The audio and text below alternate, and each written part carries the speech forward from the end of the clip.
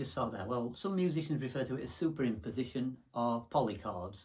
It's where you're putting one tonality over the top of the other. So there you actually saw me play a C7 chord in the left hand, then I played E flat 7, F sharp 7, and then down an F triad, resolving to the note E of a C7 triad. So this is John Coltrane in 1958, when he basically said, I could stack up chords, say on a C7. I sometimes superimposed E flat 7 and F sharp 7 and then down to F. That way I could play 3 chords on one. And so this kind of rich tradition is a concept. It's a way of expanding your vocabulary, but it is only a concept. There is not just one truth. There are many ways to arrive at this sound, and this is just one path. So tread carefully. You know, I don't need loads of comments saying you can do it like this. Yeah, absolutely. But all concepts in the end kind of lead ultimately to just one truth, a sound that you're after. And so if we can use this concept to explore and enrich our sound that we've heard in albums and things, then this is great. So this is a vehicle to expand your musical horizons. So in this very short example, what I'm just going to do is I'm just going to show you a few. So I'm going to use a 2-5-1, which is D minor, G7 and C. I'll probably play like some slightly richer chords, but I'll explain that as I do the video.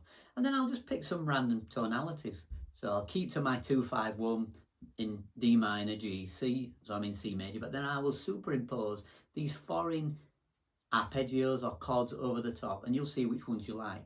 And then you go off and explore. And I love it in the videos that I've done where people comment. So you may say, do you know, I really love this chord over this. So without further ado, let's explore this superimposition. So if you have a D minor, G, C major 7, which is called the 2-5-1. So D minor, G7, and C major 7.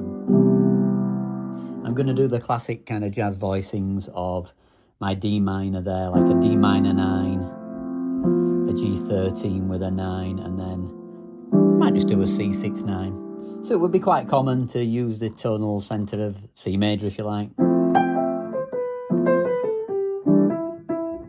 But what Coltrane is saying is, and what I'm saying, is just try, and many of these great jazz musicians, is try and superimpose different chords over the top. So D minor, you might well try G flat. So here I'm going to play G flat over the top of that. So dissonant. And then I resolved it, as musicians call. Sometimes say playing outside the changes. I could do that backwards.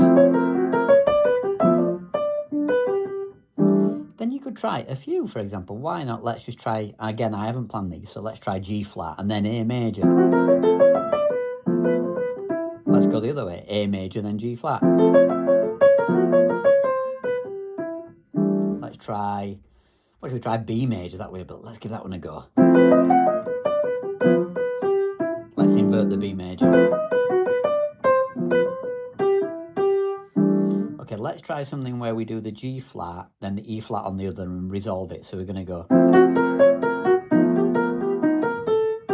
Let's try and make that phrased a bit better. Interesting. Let's invert that. Again, I'm resolving. Let's do a D major chord over that last one instead. Same sort of thing.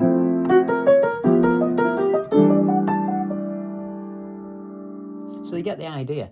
The idea is basically just pick some triads. You could even try 7 chords. Then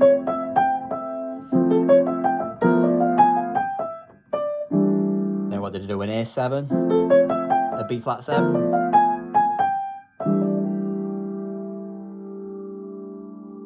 There you go. So I hope you find that helpful. Just run with it, explore it. It's a very rich thing to dive in.